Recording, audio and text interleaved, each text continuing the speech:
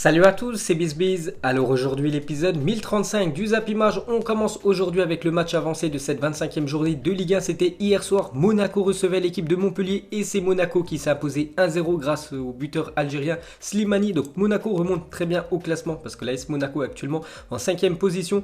Montpellier descend à la 6e position. Donc Monaco, je me souviens il y a quelques semaines, ils étaient très mal classés. Ils étaient aux alentours de la 15e place et actuellement ils sont quand même 5e. Donc très belle remontée au classement pour les Monégasques.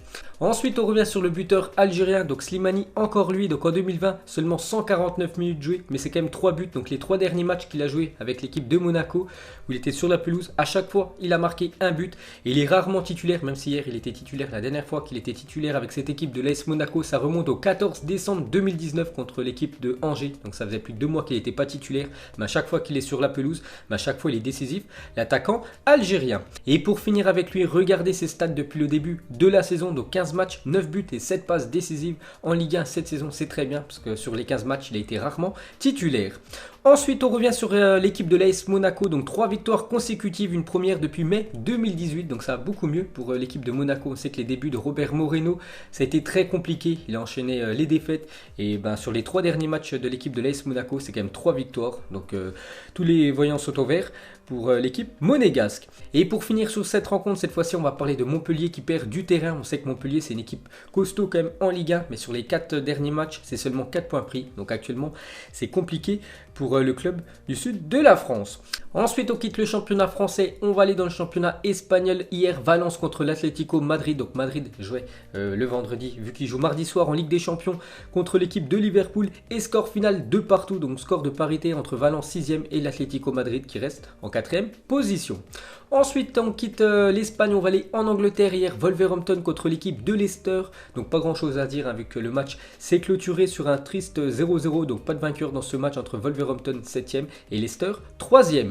Et pour finir avec ce tour d'Europe, on termine avec le futur adversaire du Paris Saint-Germain en Ligue des Champions. C'est l'équipe de Dortmund qui jouait hier soir contre l'équipe de Francfort. Et grosse victoire de Dortmund, on avait parlé il y a quelques temps que Dortmund marque beaucoup de buts. Ils prennent aussi pas mal de buts, même si hier ils ont fait un clean sheet.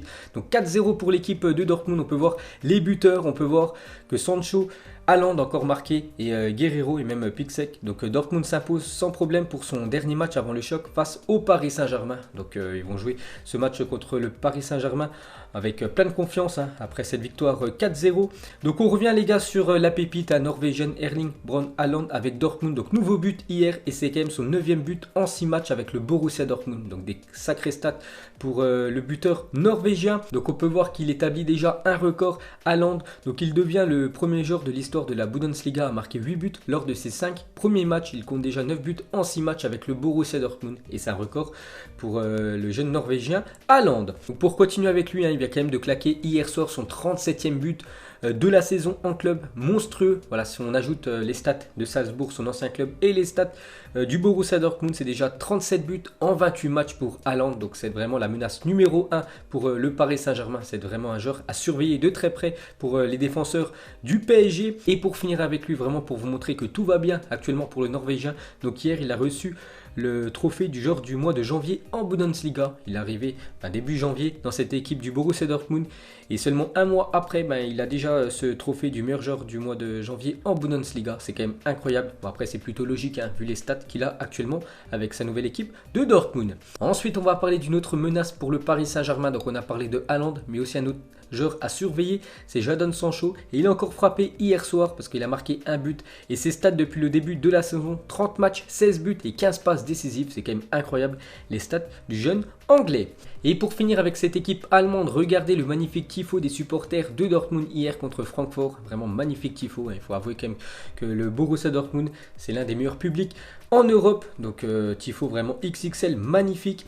Et pour finir avec ce mur jaune, n'oubliez pas que c'est eux actuellement en première position du classement des clubs qui ont la plus grande affluence moyenne cette saison, donc Dortmund.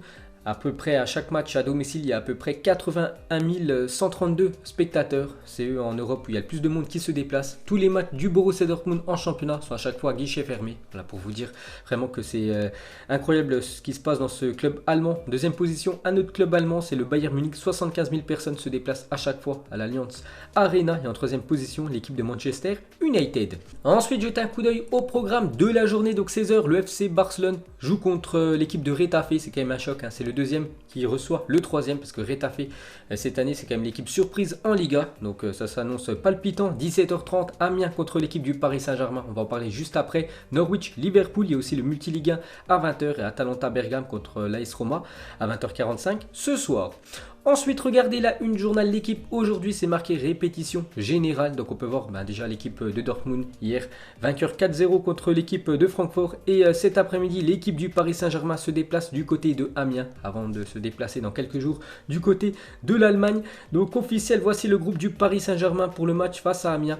Et il y a pas mal de surprises. Enfin, c'est plutôt logique parce que regardez quand même les joueurs absents. Cette liste impressionnante de joueurs absents côté Paris Saint-Germain. Donc, Neymar, Mbappé, Meunier, Sarabia, Kurzawa, Kimpembe, Diallo et Dagba ne feront pas le déplacement à Amiens cet après-midi. Donc il y en a, c'est blessé. On a déjà parlé de Kimpembe, Diallo et Dagba. Donc normalement, déjà Diallo et Dagba, eux, c'est déjà sûr à 100% qu'ils sont forfaits contre Dortmund. Kimpembe, voilà, c'est quasiment aussi sûr qu'il devrait être forfait contre l'équipe du Borussia Dortmund. Mais Neymar, Mbappé, les gars, ils ne vont pas jouer cet après-midi contre Amiens. Donc Thomas Tuchel prend aucun risque. Voilà, par exemple, si Mbappé et Neymar jouent cet après-midi et les deux se blessent, ce serait catastrophique pour l'équipe du Paris Saint-Germain. Donc aucun risque, ils restent à Paris. Ils regarderont le match à la télé, les deux stars du Paris Saint-Germain. Donc ils seront certainement titulaires, bien évidemment, mardi soir. Ensuite, on va parler de la grosse info de la journée. On l'a appris hier dans la soirée. Donc officiel, l'UEFA exclut Manchester City des deux prochaines Ligues des Champions et lui inflige une amende de 30 millions d'euros. Et c'est officiel.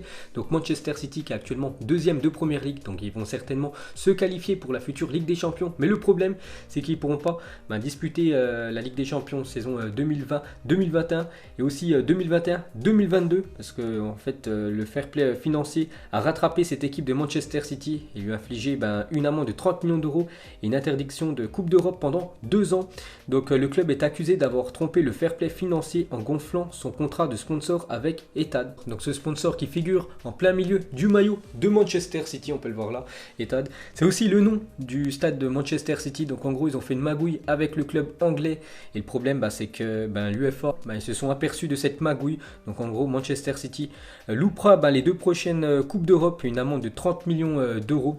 Donc pour continuer avec Manchester City, d'après un journal britannique, la Première Ligue songe à infliger un retrait de points à Manchester City, toujours selon le motif du non-respect du fair play financier. Par ailleurs, City s'expose à une relégation administrative en Ligue 2. Donc c'est quand même la 4e division anglaise, bien que cette hypothèse soit très peu probable. Donc bon, ça m'étonnerait quand même qu'ils descendent en 4e division. Mais voilà, ce qui est quasiment sûr, c'est que les deux prochaines Coupes d'Europe, ils ne pourront pas y participer, l'équipe de City. Donc on continue avec ce coup de théâtre. Donc du coup, ça sera le 5e de Première Ligue qui pourra jouer cette future Ligue des Champions à la place de Manchester City. Voilà, en deuxième position, exclu à Manchester City. Donc Liverpool pour l'instant serait qualifié. Leicester, Chelsea et Sheffield United. Donc des clubs comme Tottenham, même Manchester United ou même Arsenal. Donc il se disait que c'était mort la Ligue des Champions. Avec cette 5e place qualificative, ça peut tout relancer la Première Ligue. Et pour finir avec Manchester City, donc eux restent confiants et considèrent que la décision qui a été prise aujourd'hui n'est pas la décision finale. Et bien évidemment, déjà Manchester City va faire appel par rapport à cette sanction et eux espèrent que ça soit réduit. Mais bon, s'ils font appel, ils vont monter un dossier. Ça peut être aussi augmenté, pourquoi pas à 3 saisons. Ça peut être réduit à 1 saison, ça peut être même enlevé. Voilà, ils vont passer au tribunal pour vérifier tout ça.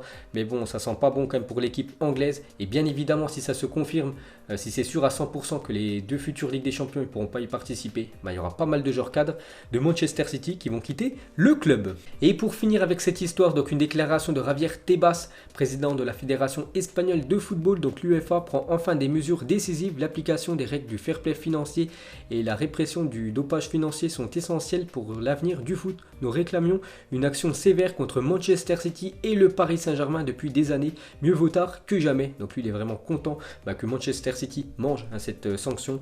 Il est encore en ligne de mire l'équipe française du Paris Saint-Germain. Ensuite, on va aller en Italie. On va parler du club de Cagliari qui a annoncé le bannissement à vie de 3 supporters pour des cris racistes. Enfin, un club italien prend les choses en main. Donc ils ont banni 3 idiots du stade parce qu'ils faisaient des cris racistes. Donc une très bonne nouvelle pour le football italien.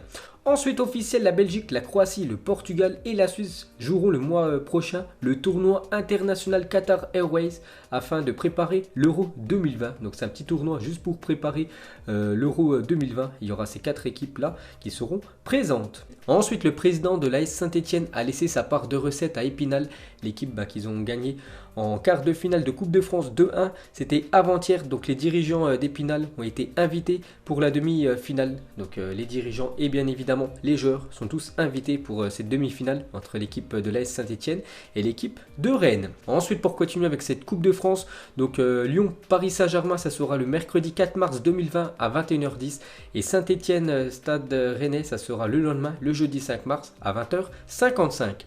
Ensuite les gars, on va parler de l'Olympique Lyonnais. En l'espace de 8 jours, le Groupama Stadium va accueillir les 3 rencontres suivantes. Donc déjà, Lyon-Juventus le 26 février, un match de Ligue des Champions. Quelques jours plus tard, ça sera Lyon-Saint-Etienne, le derby. Et quelques jours plus tard, ça sera Lyon contre l'équipe du Paris Saint-Germain, demi-finale de Coupe de France. Donc 3 chocs pour cette équipe de Lyon et les 3 matchs au Groupama Stadium. Ensuite, une déclaration de Frank Lampard sur Hakim Ziyech, nouveau joueur de l'équipe de Chelsea. Donc il rejoindra le club des Blues en fin de saison. C'est un joueur fantastique, je l'ai dans ma ligne de mire depuis l'épopée de l'Ajax en Ligue des Champions la saison dernière. Je pense que c'était l'un de leurs meilleurs joueurs et surtout face à Tottenham, malgré l'élimination de l'Ajax en demi-finale contre cette équipe de Tottenham. Hakim Ziyech a été l'un des meilleurs joueurs de l'Ajax et donc il avait tapé dans l'œil de Frank Lampard. C'est pour ça que l'entraîneur des Blues l'a recruté. Ensuite, voici l'homme le plus heureux de la Terre à avoir subi un accident de la route. Cet homme originaire de Madrid a en effet été percuté par Zinedine Zidane. En photo, la voiture de Zidane légèrement impactée et un selfie gagné par l'automobiliste. Donc en fait, cet automobiliste du côté de Madrid s'est fait percuter par l'arrière par Zinedine Zidane. Donc dès qu'il est sorti pour constater les dégâts, il a vu que c'était l'entraîneur du Real Madrid. Donc il a pris directement un selfie. Et bien sûr, les deux se sont arrangés juste après, niveau constat. Et pour finir ce Zap Image, on va parler de Zidane, un plan pour Eden Hazard. Le coach français aurait prévu de faire jouer le Belge. Donc déjà demain, seulement 30 minutes contre l'équipe de Celta Vigo. La semaine prochaine, 60 minutes contre l'équipe de Levante.